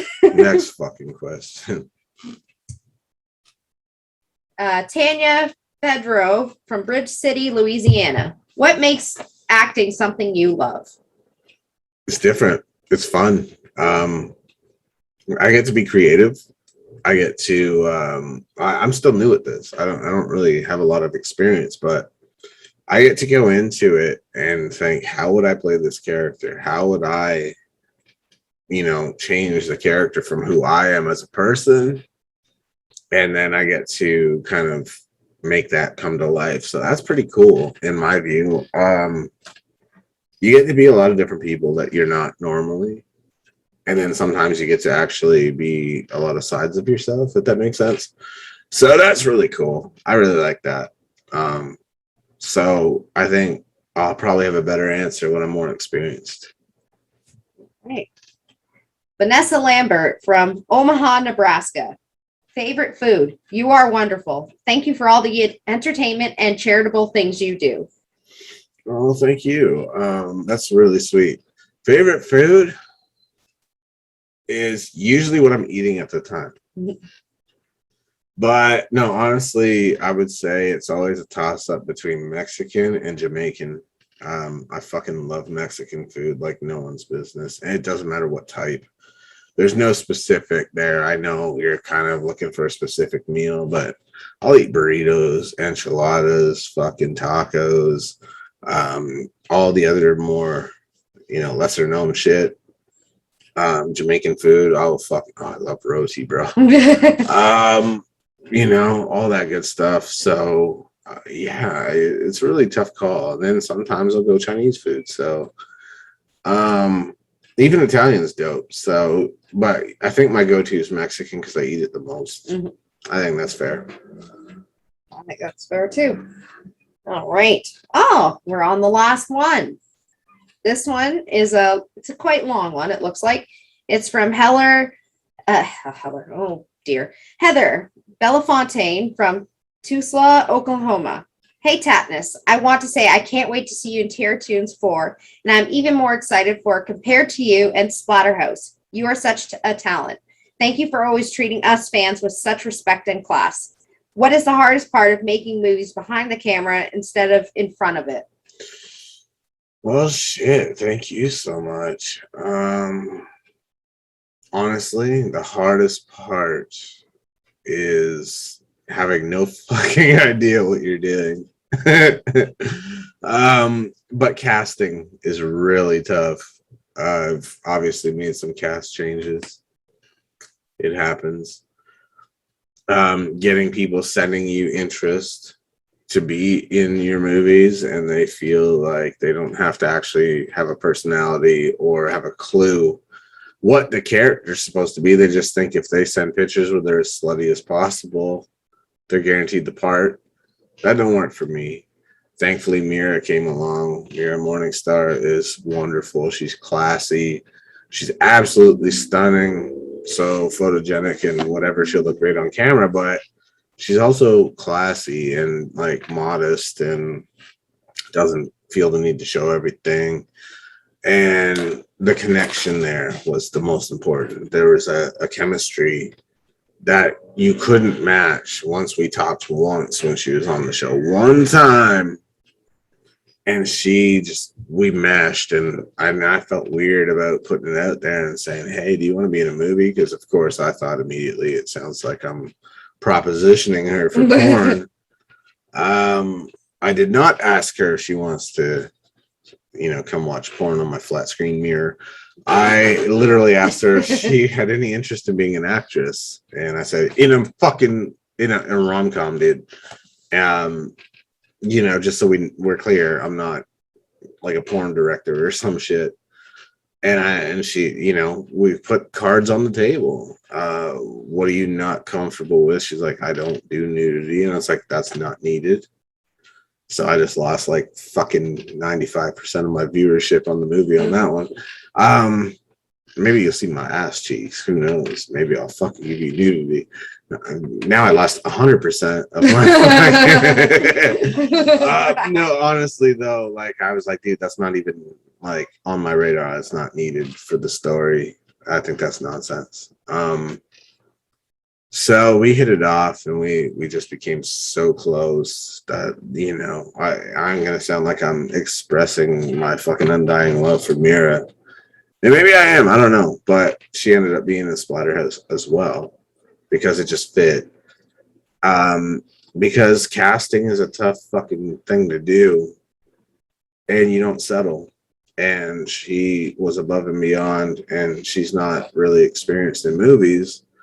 But her attitude was all that mattered. So she was so great and just absolutely wonderful and respectful and classy that I was like, that's what I need. I need this character to be someone that has class. This character needs to be someone that is my character's best friend, but not, the trampy, easy type. And she has to garner sympathy. You know what I mean? Like, you want to see her succeed. She's not being skanky and whatever, but she's trying to find some dates and shit and trying to find her happy ending and shit. And she finds guys that are just scumbags, right? That's kind of everybody's story, isn't it? And then here's my character doing the same. and yet she's trying to be my wingman, even though my character has kind of gone through some shit that makes him reluctant to date at all. And that's life, and she's just so understanding as a person with it, that she does it so well and understands the character so well. She jumped on it. We even had the same name idea for her character, and I thought it was like, I can't pitch that, it's cringe. And then she pitched it, and I was like, holy shit. So we're that like you're on the same page. Yeah, we're that connected that shooting with her is going to be the most fun. And I think it's probably going to be pretty realistic stuff, because we just, that chemistry, you want that with everyone you work with. So I hope that it all is good for you guys. But it's really stressful when you're behind the camera, because you're the one that's coming up with everything. You know what I mean? Like, you get that easy out when you're the actor, that it's like, well, the movie sucked, not him. When you're the one that makes the movie, if the movie sucked, the movie sucked. And it's his fault. He made it. And he acted in it. And I'm so new that I go for the gusto. I'm like, fuck it. I want to act and direct this son bitch. So we'll see how that turns out. But I'm looking forward to it, because I'm confident when I got people like Mira, who I love. Mira Morningstar, check her out. She's super dope. I've got Jamie, and I got Tom Stevens. Jamie Westwood, Tom Stevens, from,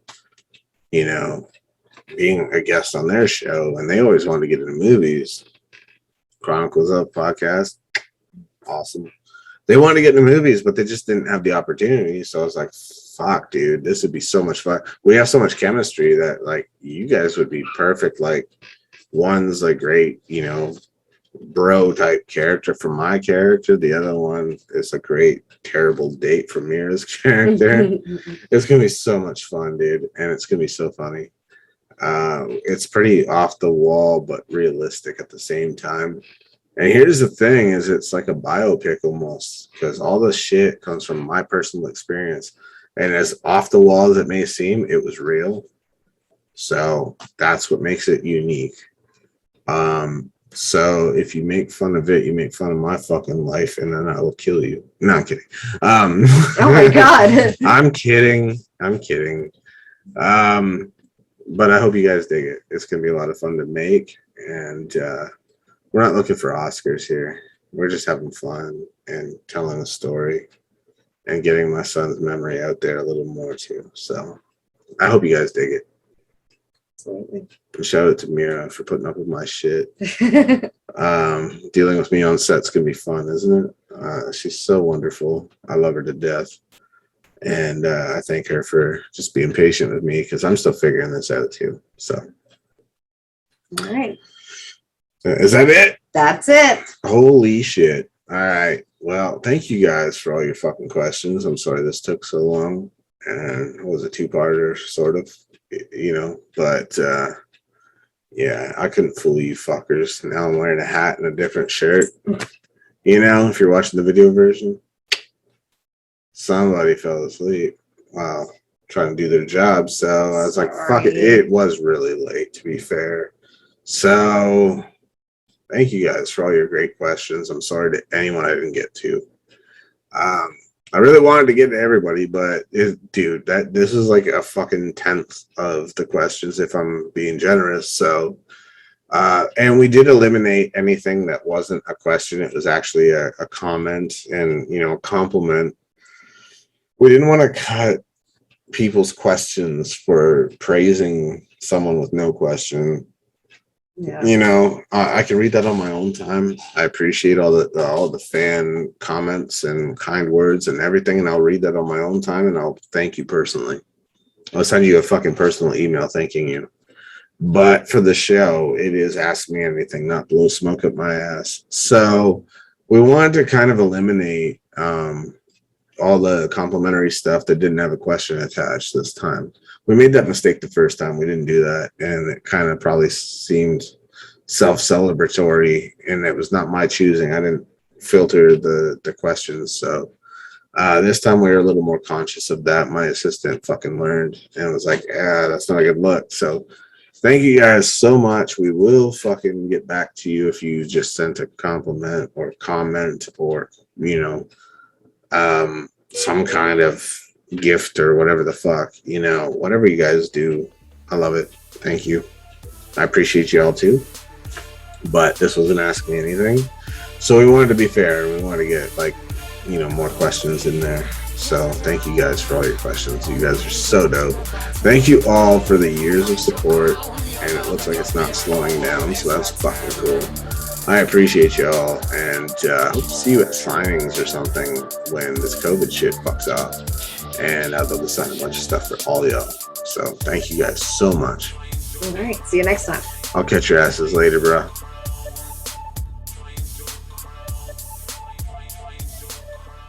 will not speak to your smallness, a destruction of the fear in us. I have yet to know what I should